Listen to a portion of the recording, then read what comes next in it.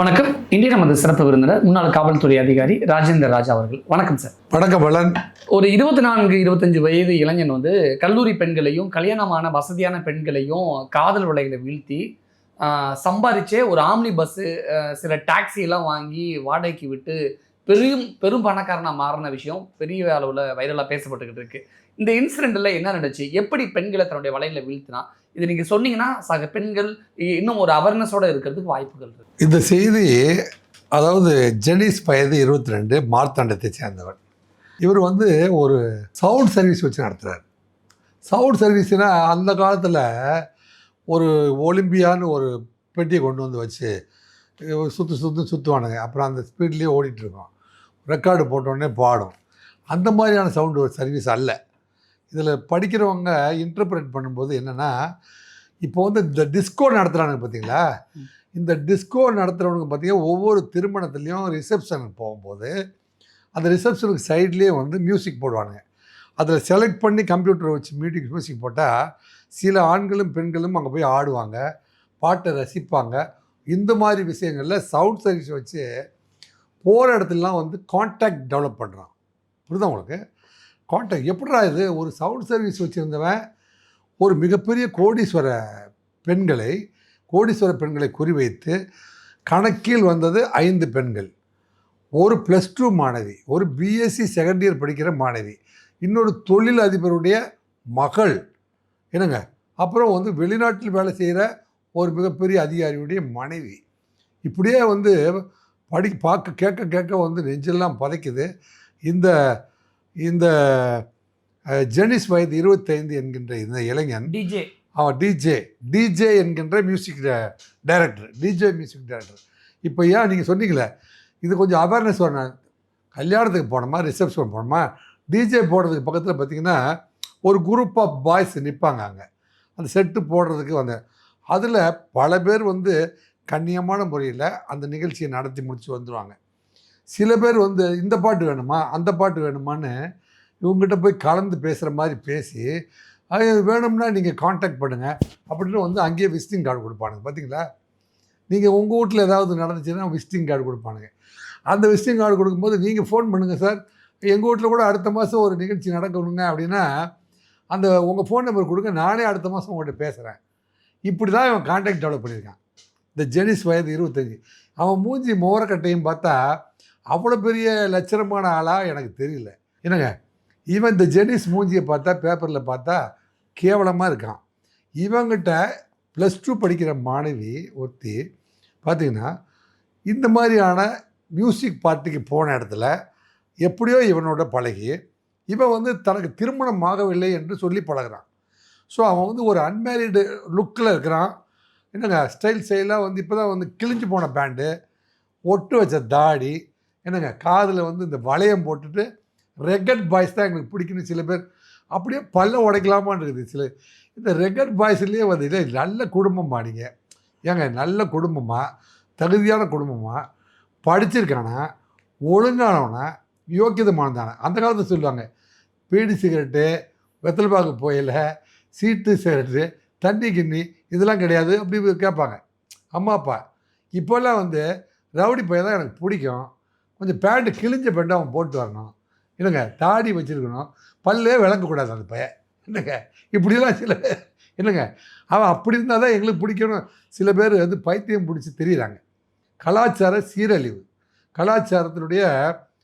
கலாச்சாரத்தை தவறி விழுது, அதை தாங்கி பிடிக்க வேண்டியது நம்ம கடமையாக போயிடுச்சு. அதனால தான் வளன் இந்த கேள்வியை கேட்டு இந்த பெண்களுக்கு விழிப்புணர்வு ஏற்படுற மாதிரி கொஞ்சம் சொல்லுங்கள் அப்படின்னா. இதில் இந்த ஜெனிஸுடைய வலையில் விழுந்தவர்கள் 5 பேர். அதில் இந்த +2 படிக்கிற மாணவி என்ன செஞ்சுருக்காங்கன்னா, அவங்க அப்பா அம்மா எவ்வளோ நம்பிக்கை இருந்தால் இந்த பெண்ணுக்கு திருமணம் +2 படிக்கும் போதே 40லேருந்து 60 பவுன் நகையை அந்த பொண்ணுக்கிட்ட அந்த பொண்ணு கையில் இண்டிபெண்ட்டாக கொடுத்துட்றாங்க. இப்போ எனக்கு கூட ஆச்சரியமாக இருக்குது, எப்படி இந்த +1 படிக்கிற மாணவி 40 சவரன் நகையை வீட்டுக்கு தெரியாமல் ஜெனிஸ்ட்டை கொடுக்க முடியும் அப்படிங்கிறது புரியல. இப்போ கூட இந்த மாணவி கொஞ்சமாக திருமணம் ஆகலை, நான் உனக்கு அப்போ என்ன சொன்னேன், நீ +2 முடிஞ்சோன்னா உனக்கு கல்யாணம் பண்ணிக்கிறான் அப்படி தான் சொல்லியிருப்பான். அதை நம்பி மட்டும் இந்த பொண்ணு 40 சவரன் நகையை வீட்டுக்கு தெரியாமல் எடுத்து வந்து கொஞ்சம் கொஞ்சமாக கொடுக்குது. 40 சவரன் நகையும் வாங்கிட்டு +2 படிக்கிற பொண்ணை என்னங்க பாலியல் பலாத்காரம்லாம் உட்படுத்தியிருக்கான்.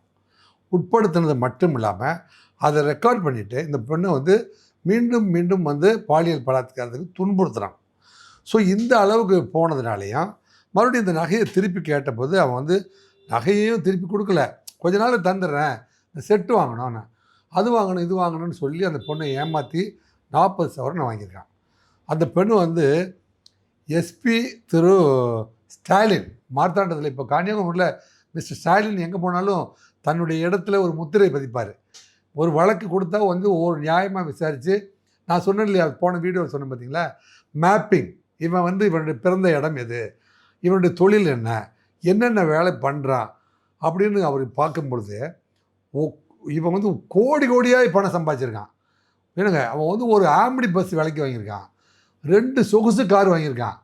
அப்புறம் வெளிநாட்டிலேருந்து இறக்குமதி செய்யப்பட்ட மிகப்பெரிய ஸ்பீக்கர் செட்டு சவுண்ட் சிஸ்டம்லாம் வச்சு கன்னியாகுமரியில் எந்த விஐபி வீடாக இருந்தாலும் அந்த சவுண்ட் சிஸ்டத்தை போட்டால் நல்லாயிருக்கும் அப்படின்னு சொல்கிற அளவுக்கு வந்து இவன் வந்து அந்த சவுண்ட் சிஸ்டத்துலேயும் இந்த டிரான்ஸ்போர்ட்டேஷன்லேயும் போய் இன்வெஸ்ட் பண்ணுறான்னா.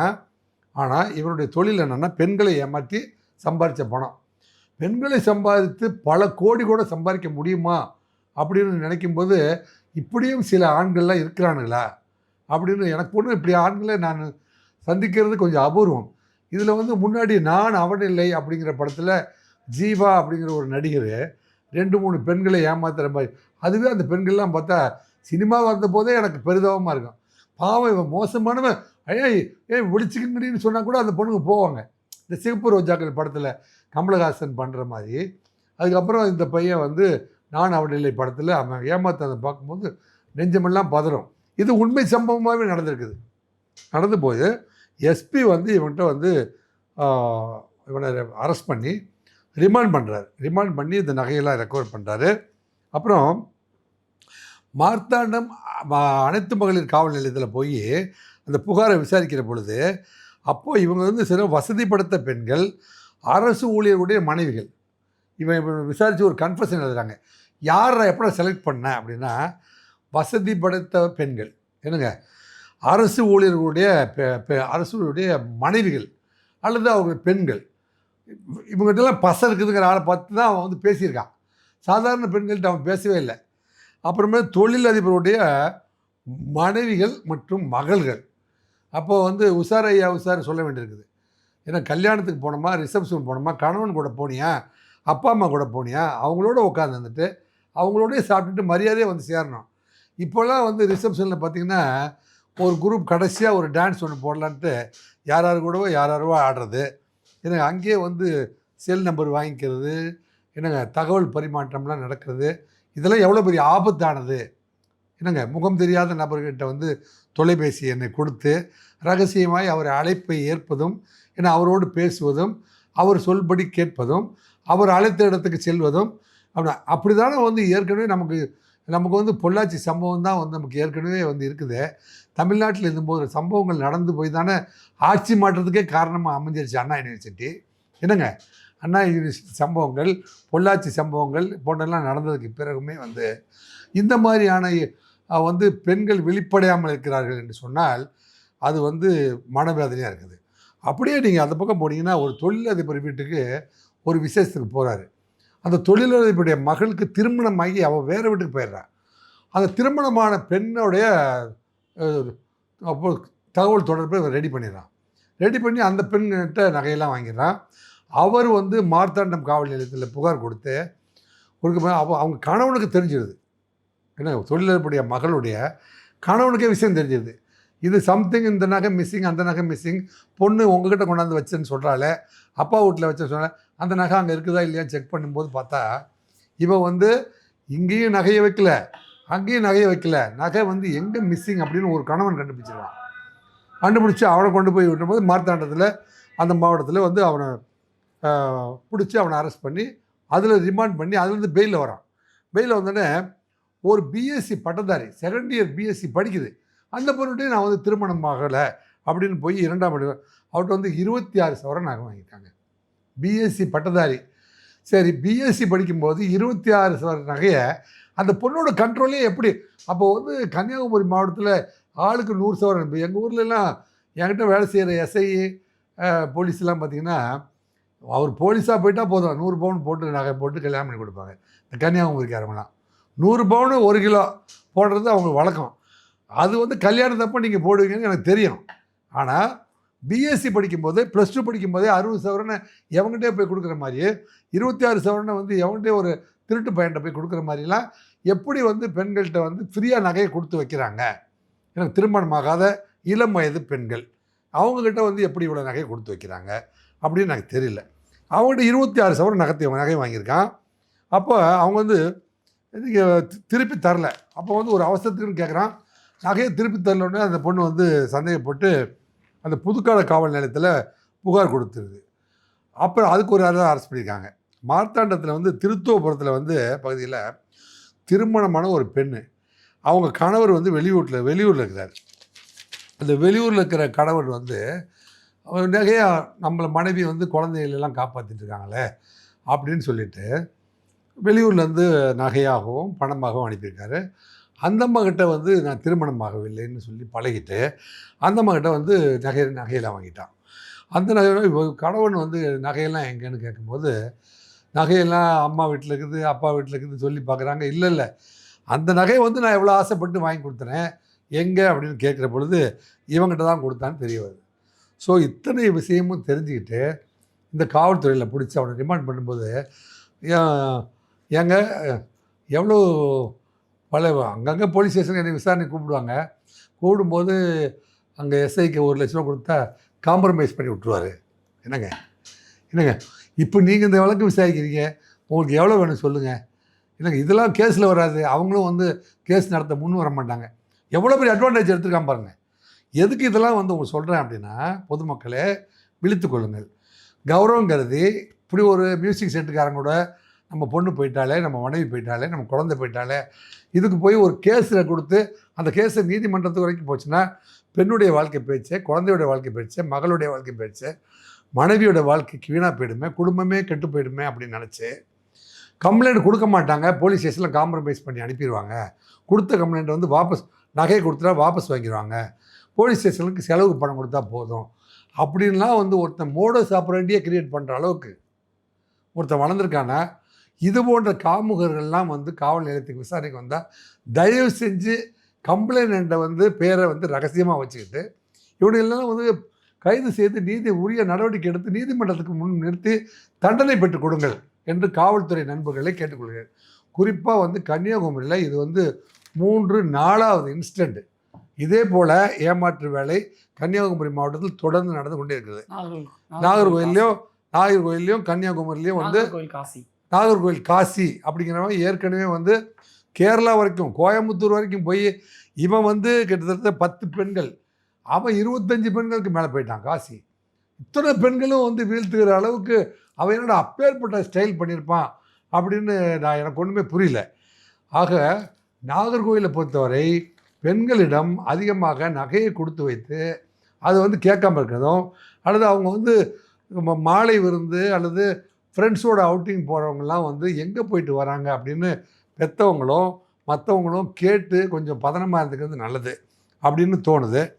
காவல்துறையை பொறுத்த வரைக்கும் இந்த மாதிரியான கம்ப்ளைண்ட் வந்தால் இவங்களை வந்து விடவே விடாதீங்க.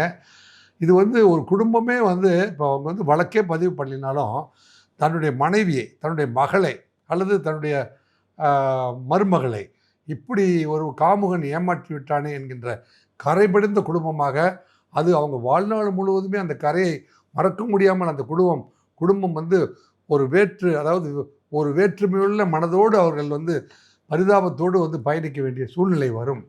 எனவே அப்பேற்பட்ட சூழ்நிலையெல்லாம் வந்து நம்ம நாட்டுக்கும் நம்ம தமிழ்நாட்டுடைய கலாச்சாரத்துக்கும் வந்து கூடவே கூடாத அல்லது கலாச்சாரத்துக்கு இல்லாத ஒரு புதிய அநீதிகள். எனவே இந்த அநீதிகளை வந்து தமிழக எல்லைக்குள்ளேயே வரவிடாமல் தடுக்க வேண்டும். இதற்கு காவல்துறை ஒத்துழைக்க வேண்டும். காவல்துறை முழு ஒத்துழைப்பு கொடுத்து இவர்கள் மீது தக்க நடவடிக்கை எடுக்க வேண்டும். அங்கே வந்து மிஸ்டர் ஸ்டான்லி எஸ்பியாக இருக்கிறாரு, கண்டிப்பாக அவர் நடவடிக்கை கரெக்டாக எடுத்திருக்கிறாரு.